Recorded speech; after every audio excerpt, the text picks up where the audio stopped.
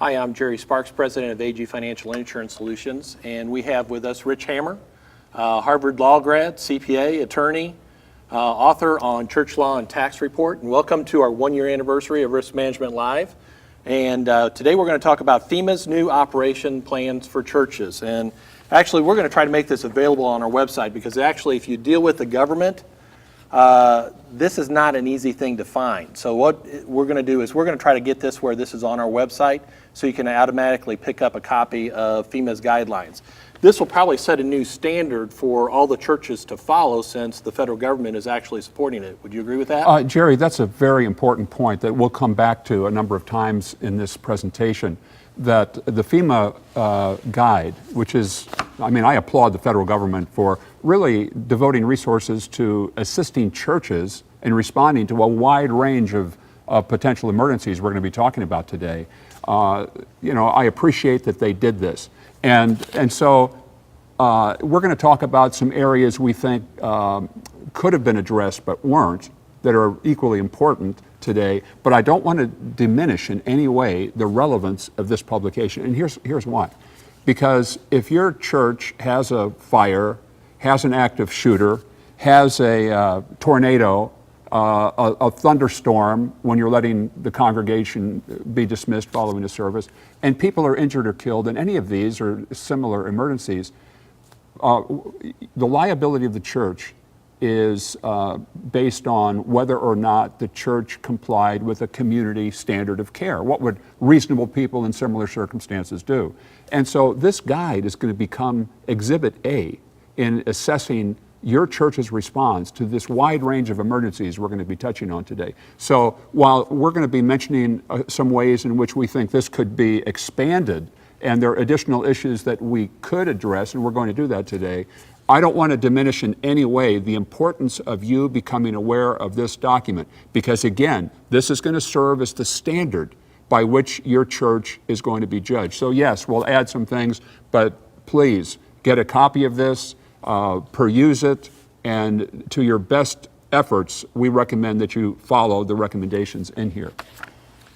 One of the things that I'll mention too, if you have questions in regards to anything that we're talking about with these new emergency plan operations, you can text us and I'll get it right here, the question, and we'll be glad to try to answer your question while we're doing this. So let's delve into this real quick. Yes, I was going to say that the guide addresses a number of risks, but I think the key thing to note is that some of these risks are immediate. They can happen instantaneously without warning, without much warning anyway, such as a fire can break out in the church with little, if any, advance notice. A tornado can develop. Lightning storms can develop. Earthquakes can develop and pose an immediate risk to the congregation. An active shooter is also listed by FEMA as an emergent situation that may require immediate response. But there are a number of risks addressed in the guide that are more protracted, such as floods, hurricanes. You're not going to be sitting in a church service, by golly, there's a hurricane. You're going to know this is happening. Or extreme temperatures, landslides, tsunamis, volcanoes. Many of the risks are more delayed. You're going to have plenty of time to address these. So I think the focus today will be on those risks that pose immediate and almost, in many cases, unanticipated, unforeseen risk to members of your congregation. I know that my son was exiting a church service a few years ago, and there was a tornado on the ground less than a mile away, moving right for the parking lot where hundreds of people were walking out to their vehicles. Nobody in that church had been monitoring this. There was no instruction to the congregation as the service was dismissed what to do. Can you imagine, Jerry, if a tornado had plowed through that parking lot and killed 50 people? Even if it killed just a few people, what the liability to that church would have been? Was that the exercise of reasonable care under the circumstances? Right. What we're going to do is we're going to take a look, and this whole plan is actually looking at doing really a few things. Number one, preventing an issue, protecting the church, reducing the issues, how to respond to the issues, and then basically how do you recover after that. So those are the plans we're going to look at. And we'll start off with basically saying that, number one, it comes from the leadership on down. So this plan that you're going to put together has got to be supported by the leadership. And what we're going to do is we want you to consider all the threats that are available or all that affect your church. So we're going to look at all the risks that affect your church, and your plan, will be taken care of that way. So if you're in an earthquake zone, you need to look at earthquake. If you're in a tornado zone, you need to look at tornado. So you need to make it specific to your church. And Jerry, the guide for all of these risks, including active shooters, they give basically, as you say, a kind of a four-step analysis. Number one, how do you prepare for this emergency? Number two, how do you seek to prevent the risk or mitigate the risk? Number three, how do you respond to the risk? And number four, what do you do afterwards? And it's interesting how that kind of template is applied then to most of these risks. Let's start with preparing. And the guide recommends that a church establish an emergency planning team, that the team create an emergency operations plan, that it communicates with first responders, such as your fire department, your police department in your community, and that the church perform exercises and drills to practice and for this event. So let's look at these in a little more detail. Jerry, what about an emergency planning team? Is that something you recommend that a church creates, and who should be on that team? Absolutely. Well, now actually, I will add a little bit to what the FEMA does, because FEMA basically says your first responders should be part of the team. So actually, if you have somebody that's active in law enforcement right now, or in fire protection, military, medicine, a doctor or a nurse, have them as part of the team. I would take it a step further and have human resources involved, and then your insurance agent. They don't mention that in here, but since you're going to be talking about mitigating risk or reducing the risk or how to handle a risk, I think we need to have all of those. An attorney would not be a bad idea. I think so. If you have an attorney in your congregation, he or she would be delighted, in most cases, to serve on that, because there are legal issues here, in addition to the risk management and the insurance issues, for which you really need to have legal input. Absolutely. So getting one of those type of people for the team, because you want to keep the team small enough where it can operate, so you don't want to get it too large, but you want to have the proper people on the team to make sure that you're addressing all of the issues. I know one of the things that they said, you should have diverse representation. I took that a little bit further in representation of key people that will be that will make a difference in putting together this team. But I think, Jerry, the guide, when it says diversity in the emergency planning team, they talked about having disabled people, elderly people. I think that is an excellent recommendation, because I think a church may otherwise just make kind of a plan, one-size-fits-all plan. But what about disabled people in your congregation? What about moving them out of harm's way? What about the elderly that may have difficulty in moving? How are they going to be assisted with whatever your plan is in terms of evacuation or movement of the congregation? These are important points that I think may be overlooked. So that has to do with the emergency planning team composition. And then that team ultimately creates what the guide calls an emergency operations plan, or EOP, with respect to these various emergencies. And of course, that should be shared with first responders so they understand where you're coming from, what are you going to be doing in the event of one of these emergencies, and can weigh in and give their evaluation as to what you've come up with. And then the guide recommends that the church perform drills and exercises. And that's where I think it's a sticking point, because I think a lot of congregations are going to think that's going overboard. I actually don't really, I don't think I've ever known of a church that has conducted drills for fire drills or for tornado drills. But I think it's a good idea. Yeah, actually, the church I attended, we did have a fire drill. We did not do it during a Sunday service, but we actually had all of the teachers come in on a Saturday. We had the fire department there, and we did exactly what do we do, what we're going to do with the children, where do the children all meet, so the parents could know exactly how to do that. And any of the congregation was invited to come over, and we did it on a Saturday instead of just, affecting services, but we had a fire drill. So one of the questions that I think we have to have, or one of the things that we need to do, is make sure that all of the rooms have a map so everybody knows where they're going to go during a fire. Yes, because it's not just the congregation, it's not just the sanctuary, it's what about all the educational rooms where teaching is taking place, or small groups, or there are any number of things that are happening. In many churches, the members and visitors are dispersed across the property, and so I think maps can be helpful. And I think that's a good idea, that the drills and exercises do not necessarily have to be in the middle of your weekly worship service. That's okay. But to have the people that are going to be in charge of responding to an emergency, making sure that they're clear on what the procedures are, what the protocols are, that the emergency operations team has created, that has been reviewed by first responders, and they're the ones that are going to have to make sure that this is implemented. The other thing is, in our area, tornadoes are a big thing, because tornadoes can, one could be heading this way, and all of a sudden we have, tornado. What to do during a tornado?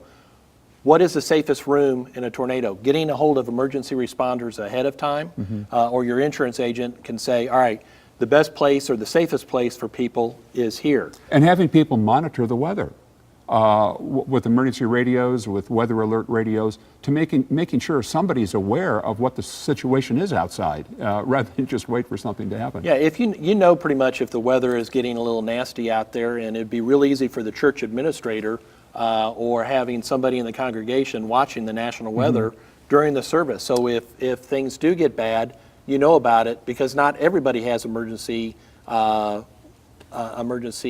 that are going on. Yes. My church, Jerry, recently replaced all our air conditioning units that are up on top of the main sanctuary on the roof. And when those things were delivered just a few months ago, there were dents all over them. And they didn't compromise the integrity of the unit, it just was more a cosmetic thing. Why was that? Because those units had been in Moore, Oklahoma earlier this year when the tornado slammed into that community. And our units were there and were pummeled by all kinds of flying debris, cows and who knows what. But they still work fine. But when we look at those units up on our roof, it's a lasting reminder of what happened in Moore, Oklahoma. What was it the historian Arnold Toynbee said? Man does not, or civilization exists at the will of geology, or meteorology, you might say. Back to you. All right, one of the things under the Emergency Operation Plan, or EOP basically, is identifying what action you're going to be taking and having the plan written so everybody knows what to do. And then informing your people on the procedures that we're going to follow. So actually, if you got ushers and security in charge of certain things, your ushers and security will know about it. If you have a nurse on premises, she's going to know what to do. People at the information desk are going to know what to do. So everybody knows what to do when the situation occurs. One of the things that it did not mention that I would like to mention, because I know that people are going to be looking at this, is what to do in a child abduction.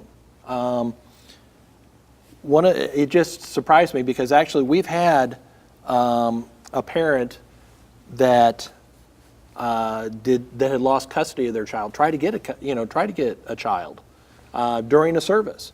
So one of the things that I think that could be addressed, that needs to be addressed, is what to do if somebody tries to kidnap or abduct a child also. So you think of what can actually happen, and then come up with a plan and write the plan down to make sure that you're covering your risk.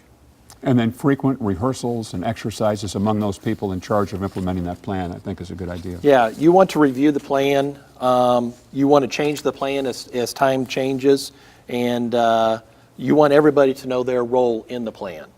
Jerry, do you have any other comments on the general lay of the land here in terms of these various risks, or do you want to move now into that last risk that is addressed? Let me mention one other thing. Okay. In setting up this plan, make sure that you deal with the local police department, the local sheriff, the fire department, Safety. the public, anybody from public safety.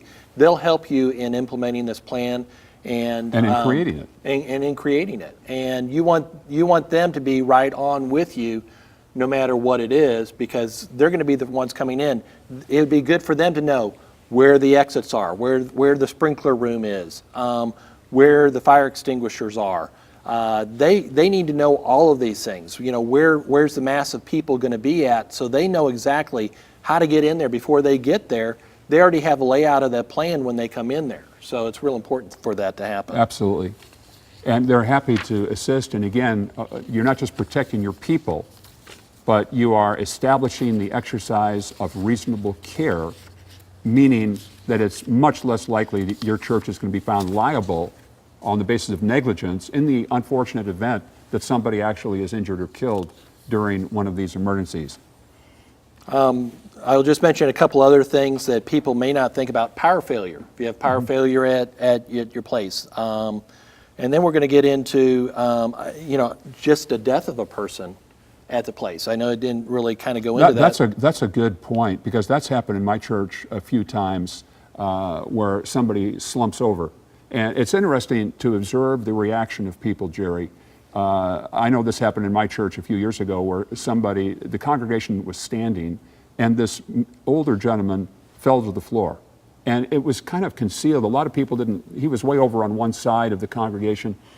But his daughter, middle-aged daughter, was standing next to him, and she just kind of whispered, "My father has fainted."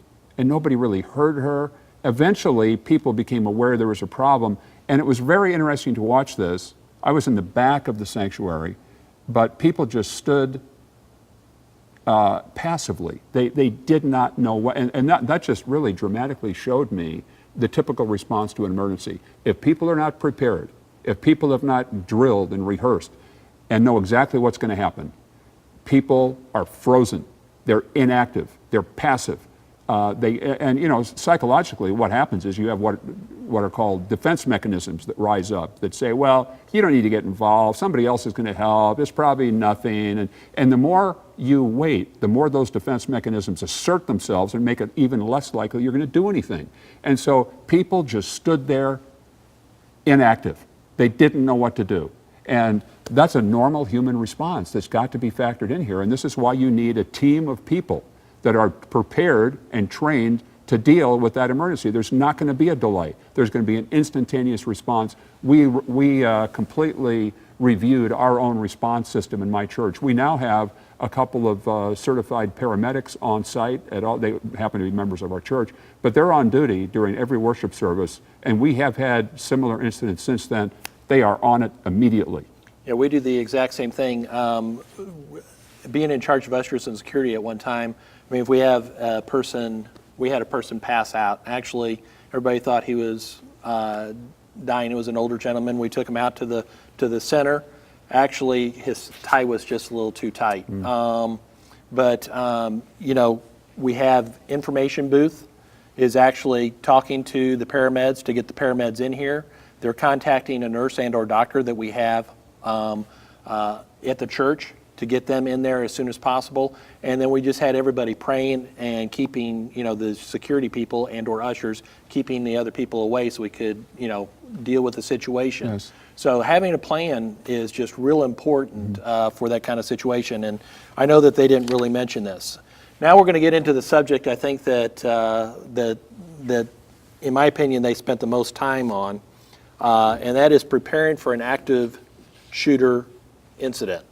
What I thought was interesting in preparing for this is that when they prepare for an active shooter incident, most of the time you have no idea because there's no warning signs and there's no profiles that exist for an active shooter. So tell me, how do you really prepare for an active shooter? Well, I'm working on an article that will be in the November-December issue of my bi-monthly church law and tax report newsletter. It's kind of an update of an article I did 4 or so years ago looking at church shootings. And I've updated my research and I've looked at every church shooting since 1998 over the previous 15 years now. It was the previous 10 before. And there are 27 incidents that I focus on involved actual shootings on church premises. Let me just mention a couple of things about these shootings. Number one, the shooter was a church member in 5 of those 27 cases. In 22 cases, the shooter was not a member of the church. And this is also very revealing. In how many of those 27 shootings did the shooter make prior threats to the church, Jerry? Once. In 26 cases, there was no warning in advance. Did the shooting occur during church services? Yes, in 17. No, in 10 of those cases. What was the motive of the shooter? It was unknown in most of these cases. So what this illustrates, as I think you were alluding to, is the difficulty of identifying people that maybe you need to take a close look at that may be a threat. Now, the FEMA guide does talk about some characteristics, what they call warning signs. They recommend that a church implement a threat assessment team to actually look at people that may be a higher degree of threat. And they talked about such factors, looking at psychological studies of shooter incidents in general, not involving churches, but all shooting incidents. Development of a personal grievance. Well, that's true for a lot of church members, isn't it? United States Post Office, too. Yes. Oh, boy, isn't that the truth? Contextually inappropriate and recent acquisitions of multiple weapons. Contextually inappropriate and recent escalation in target practice and weapons training. Contextually inappropriate and recent interest in explosives. Contextually inappropriate and intense interest or fascination with previous shootings or mass attacks. Many offenders experienced a significant real or perceived personal loss in the weeks and months leading up to the attack, such as a death, breakup, divorce, or loss of job. And finally, few shooters in these cases had previous arrests for violent crimes. So that brings us to, I think, the next issue here in the FEMA guide. So we've talked about preparing for and hopefully preventing, but the difficulty of identifying threats is a reality that you need to deal with. So you need to take that seriously. Maybe there are a few people you know of that exhibit one of these characteristics I've just identified, but the fact is, based on the data of those 27 shootings, it is virtually impossible in most of these cases to predict that any of these shooters would have done what they did. And so then the guide, the FEMA guide, talks about how to respond. And this is, I think, one of the most important parts of the guide. How should a congregation respond to an active shooter incident, which, by the way, is defined as an individual is on site, on your premises, who's actively engaged in attempting to killing or attempting to kill persons on your premises. How do you respond to that? And so the FEMA guide recommends that you conduct congregational meetings to have an open discussion of this issue. So it's not just relegated to a few people in administration. This is just the recommendation. And that you be aware of the need for immediate response. Certainly your safety and response team, this needs to be drilled into them. That it gets back to the point I mentioned before, that if you don't respond immediately to an emergency, there becomes a growing likelihood that there's going to be no response to that emergency. So you have a person get up and start shooting. There's confusion. People think it's a cap gun or a fake gun, a toy gun. People say this can't be happening. They block it out. They don't do anything. This is typical. And so what should be done? Well, they recommend that the congregation run, that the congregation hide if possible, and that the congregation, as a last resort, fight. You might want to comment on those. Yeah, I have a little bit of where I don't think they take it quite far enough. I think actually in the planning process, does your ushers or do you have a safety team that have radios so they can radio to each other what's happening? Everybody almost has a cell phone. Do you have locked in cell numbers where you can communicate? So again, your team can operate so they know where to run to and where people can direct people to. the hiding is there. What was interesting, I thought, when it said to fight, they use that Well, let's as go back to the hiding. Okay. Because I think this is where law enforcement, first responders, can be of material assistance to your congregation in assessing your property and where would be safe areas, maybe, to direct members of the congregation in the event of a shooting. So there's going to be opportunity for people to leave. But a lot of times people are going to stand there inactive, and that happens in a lot of these mass shootings in commercial areas like theaters and malls. People don't know what to do.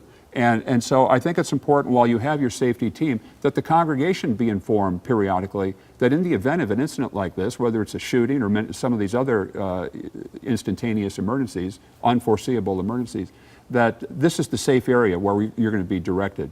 And then having law enforcement assist you in identifying those areas. You know, and again, I think actually planning beforehand, which when they talked a little bit about the planning, they came up with exactly what to do: run, hide, fight. But why not have law enforcement present at your services to begin with? Or if you have somebody that is in your congregation that is in law enforcement, why not tell them, please wear your uniform to work? Because, you know, when you look at some of the active shooters, they always did it when the armed security guard was not there. They do not want that kind, or there was none. But if you look at the schools, you know, the ones that happened at schools, they all waited till the security guard was not present before they started. So I think having law enforcement present, consider conceal and carry with proper training and having that security team in place. So we'll talk about fighting now. I thought it was interesting. They did a study, and in the study of 41 active shooters, 16 of those shooters were stopped. Now, that was not just churches. That's correct. That's active shooters. A study from the United States in 2010 on active shooters, 2000 to 2010. 16 of them were stopped by people. We actually had an incident in a church in the Northwest where a guy came into the church with cans of gasoline, threw the gasoline at the exit, and was getting ready to light it to burn down the church and everybody in it. This was during a Wednesday night service. And actually the wife of the pastor tackled the guy and prevented that from happening. So I mean, this stuff can happen, but you have a plan. She responded immediately. She responded immediately. If you know, once she saw that lighter come out, you know, it's a little weird, I think, when you have people bringing gasoline into the service or into the sanctuary. But you know, she responded immediately. Who knows what would have happened if she didn't respond? So fighting can be a viable option, and especially if you have planned for that to begin with whether you have the law enforcement present, your security team, or have people with concealed carry. One of the things that they did mention at the end of this, each house of worship should determine as part of its planning process policies on the control and presence of weapons as permitted by law. I think that's a very important point. It didn't address that issue, but it kind of referred to to churches themselves how they're going to handle the issue of weapons. And so just as we sum up here, I think, to me, probably the best way for a church to respond would be to have uniformed law enforcement officers on site during services. Now you say, well, we can't afford that. Well, it's only for a few hours a week. It's not going to be a huge expense, and think of the benefit. You're going to have a highly trained person, trained in the use of firearms, trained in responding to crisis events on your premises. The uniform is a deterrent, at least for some. And I think very importantly is the fact that if a police officer responds to criminal activity, he or she ceases to be an agent of your church and becomes on duty as a law enforcement officer, which cuts off the potential liability for your church if that person uses excessive force, aims poorly and kills innocent people, and is negligent in the use of firearms or responding to a crisis. It really minimizes the church's potential liability. That's why I think uniformed police officers represent the best line of defense here. So the final thing we want to mention is, what about people with concealed weapons permit? Should that be your first line of defense? And my view there, Jerry, is that it is not as good as a police officer for the reasons I just mentioned. It's not going to cut off your liability. Well, how do these people know what excessive force is? Some will. my perception is there's a wide range of competencies with regard to these concealed weapons permit holders. Some of them are probably equally, what should I say, appropriate to use in responding to an armed shooter incident as law enforcement would be. They're former or current military, or maybe former or current law enforcement. They have extensive training in the use of firearms and responding to crises. I don't have a problem with that. But on the other end of the spectrum would be people with minimal training. They've got their permit, but you would not want these people responding to armed assailants. So I think it's important that if you're going to allow concealed weapons permit holders on your premises during worship services, in many states you have the right as a church to grant that permission. I think it's important for you to have some kind of vetting process where you examine their competency, their training, their experience, their history, making sure their license is valid and current, and making sure that you benchmark your policy with what other charities and commercial businesses in your community are doing with respect to this risk. I think that is extremely important. And being sure they're aware of the concept of excessive force, that they not apply, because if a concealed weapons permit holder uses excessive force, your church is going to be liable for that, because you're using this person, you're allowing this person to have that weapon, and that person is, in a sense, becomes an agent of the church. Well, once again, we're out of time, and we covered a lot of information in a short time period. Like I said, we're going to try to make this guide available to you on our website. So it'll probably be on General Counsel's website as well as AG Financial's insurance website. So we'll make it available to you. We appreciate you being here for Risk Management Live. We appreciate, saw some of the questions. I hope we answered them well enough for you. If not, call us or go ahead and just email us and we'll get to you. Thank you, and we'll see you next month. Happy 1 anniversary, Jerry. Thank you. Okay.